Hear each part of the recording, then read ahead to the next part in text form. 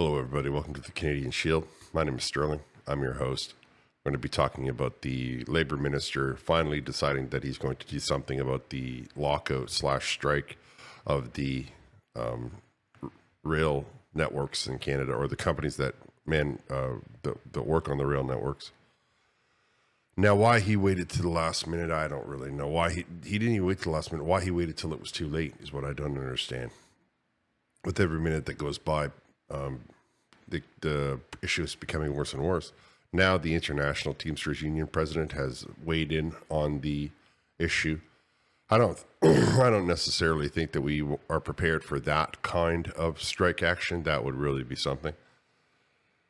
But I do want to point to the complete mishandling of this by the Liberal government. I believe that the Labour minister should be somebody who understands what it means to have a job, not to be a lawyer or to be a career politician, to actually have had some, done something. But I don't know what his history is, this MacKinnon. I know that he's completely and utterly in over his head. Anyway, before I get into that, I would encourage you all to like, comment, subscribe, hit the notification bell, share this channel with all of your socials. I have memberships if you wish to support the channel further. True to form, the Liberal minister who waited too long, who decided that all of a sudden the rail network is an essential service inside of Canada, got together with the legacy media, and they asked him, like they always do, the same questions over and over again, the same 2 or 3 questions, just asked, spaced out over various organizations. So many of his answers were just simply repeated. Despite the fact that they organized this, despite the fact that they choreograph it, the answers that this man gave are completely out of touch with the reality of the situation. I'm going to let you hear it from his own mouth, but you will be astounded to understand, like I do now, that he is completely unqualified for this job. The process is that I direct the Canada Industrial Relations Board. They, of course, are an independent body, an arm's length body. They have a process that includes and requires consultation with the parties. They will be doing that and rendering a decision, I hope, very quickly. Can you lay us out for what exactly the wording of the order is? Well, you'll be able to get that, I'm sure, online at the appropriate time. I'm not quite sure how those processes unfold. Resumption of activities, binding arbitration process, and extending the collective agreement. So the minister said, the guy asked him, can you tell us what the plan is? And he's like, well, you'll be able to read about it when somebody finally writes it down, and it'll be posted online, and you'll be able to get it off the internet. This is the Labour minister, and he clearly has no idea even how the processes work. All he said is that he's asking them to do those 3 things. And I can't tell you how many times he said in this press conference, oh, well, I've already asked them to do the 3 things. I got them to do the 3 things that he just listed off there. It's incredible to think that he's the Labour minister. How he got his job is beyond me. I get it that Seamus O'Regan resigned, but that doesn't necessarily qualify MacKinnon for the job. When asked what they were going to do, what contingencies, what steps they're taking to try to alleviate any of the disaster, he meandered down this. It's astounding. You're going to have to see it for yourself. What will the federal government do to mitigate economic impacts? Well, we are acting, I think you would agree, we gave negotiations every possible opportunity to succeed. Right up until midday today, I spoke to the mediators. I, as you know, visited with the parties in Montreal and in Calgary in the prior days. It came to my own conclusions, but we have an impasse here. We wanted to give these negotiations the absolute possibility of concluding successfully. We see little prospect of that currently, and I think I was pretty transparent and open about that. So now, what do we have? We have the tools that that Parliament has given the Minister of Labour. Those tools include the ability to direct the CIRB to do the 3 things that I just indicated, and then to issue an order We're hoping and confident that they will do that with dispatch, but they are an independent agency, and they will do what they have to do to make sure that they follow all of their procedures. At the end of that, I think you'll have the clarity that you're seeking. So what are you going to do to mitigate the problem while we wait for all this to settle? The guy asked him. And that answer didn't answer. To me, I didn't hear an answer at all. All I heard him say was the exact same practiced answers that he said, to his staff before he came out, or to the mirror when he was, waking up this morning. I didn't hear an answer because he doesn't have an answer. They don't know what to do. He's talking about a body that decided that the train wasn't essential. The labor minister didn't think the train was essential. These guys have absolutely no idea how the real world works, whether it be the independent labor body or the labor minister, or I guess by extension, the Liberal Party altogether. I mean, either they are intentionally shutting down the rail system to cause all of this problem, or they have no idea. There can be no other answers in there. They either haven't got a clue, which is what it looks like, or they're trying to make a lot of problems for the entire country. I don't think the labor minister is qualified to be the labor minister. I really believe that he lives in some fantasy land where everybody just holds hands and sings kumbaya, and he believes that things magically appear on the shelf. They just magically appear. The complete tone deaf of these ministers is about to be put on full display. You'll never believe what he says right here. We believe in collective bargaining. Well, there is a right to strike in this country. Unless you're a trucker. Unless you are the fringe minority, then all of a sudden you don't have that right to strike. Then they put the army in the streets. Then they put the police in the streets. Then they threaten you with your bank account. Then they try to take your insurance away. Apparently, these guys have completely forgot about the way that they treated the truck drivers when they wanted to do collective bargaining.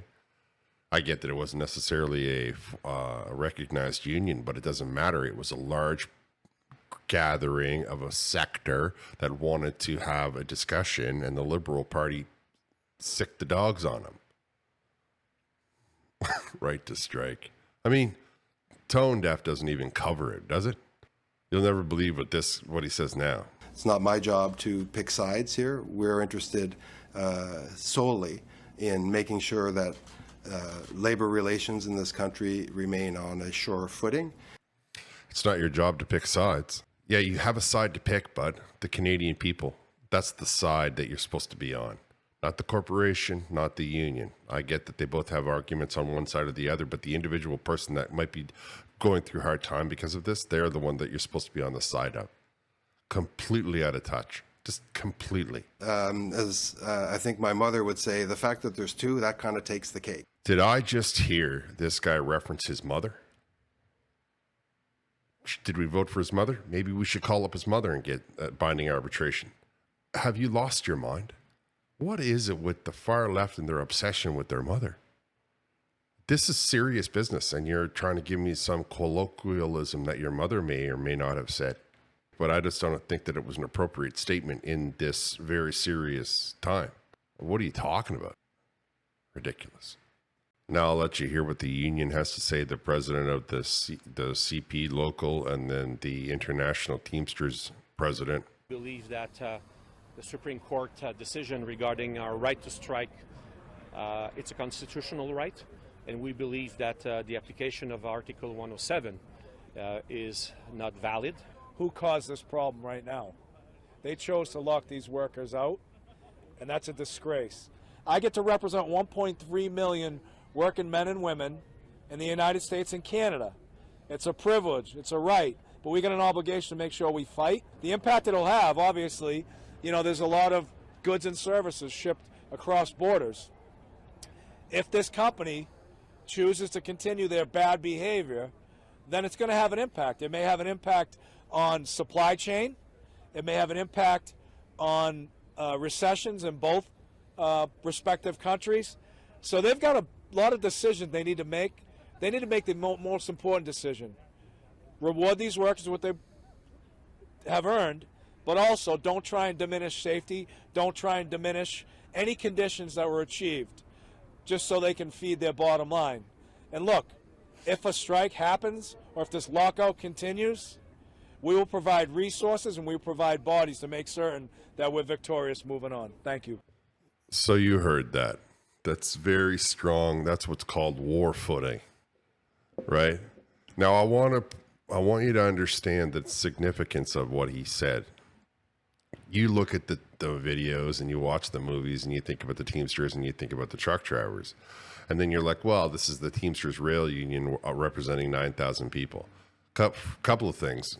Canada is the third largest supplier of product to the United States of America. So if the train is not hauling the freight south that we manufacture and then haul it south, that's going to have a very large ripple effect. Do I believe that the Teamsters Union president will put people on strike in the United States of America? I don't think that they will. But they certainly will put them on strike in Canada in support. Now, ask yourself, well, what would that indicate? Where would he get 1.3 million people in his union? And the bulk of them, for those of you that may not understand, the bulk of them are going to be the freight handlers, the dock workers, the forklift operator, the crane operator. These guys are all, like, many of them are, I would say 85% of them are if they're unionized, they're in all likelihood unionized as Teamsters. So if they go on strike, even rotating strikes in support of the rail workers, the economic impact will be very profound. The idea that all of a sudden a cross dock or a drop ship will be put on hold for 24 hours as they take a 24 hour, because that's typically what they'll do. They'll do a 24 hours roving strikes, right? Which, just show up at random places, or they'll show up at random shifts, things like that. They have that stuff is actually in the contracts that they're allowed to do, right? And they'll stick to the letter in those kinds of situations. If, however, this gentleman triggers the 1.3, I mean, I don't think that's 1.3. That's probably between Canada and the United States. That's overall members, but you can appreciate that that's a lot of people who all of a sudden, if the forklift doesn't drive, the Amazon load will be late, or the person who's trying to, the drop shipping where it's sent out and put there on a specific day, and all of the cross dock, which will impact drivers who drop something off and then go to pick it up. And then I'm telling you, this could really ripple into something that's profound. And that's not to say that the train's not running at all isn't profound. It's actually quite a problem for the country at large. But to fold in the other aspects of the Teamsters Union, the material handlers, well, that will really have a strong issue on all of the day-to-day products. Logistics is the largest industry in North America. We move everything on a truck. We move it on a train. We move it in the back of a van. We don't make much in this continent, and we bring it all in from somewhere, and that has to be then spread around by all of the things that I just listed. And overall, we call it logistics.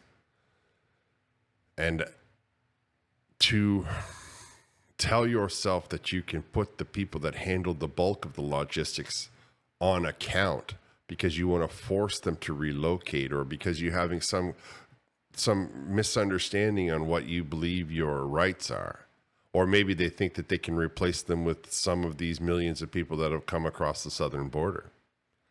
My age, I've seen some of those strikes that used to happen in the 70s, and I promise you, that is something that nobody really wants to visit.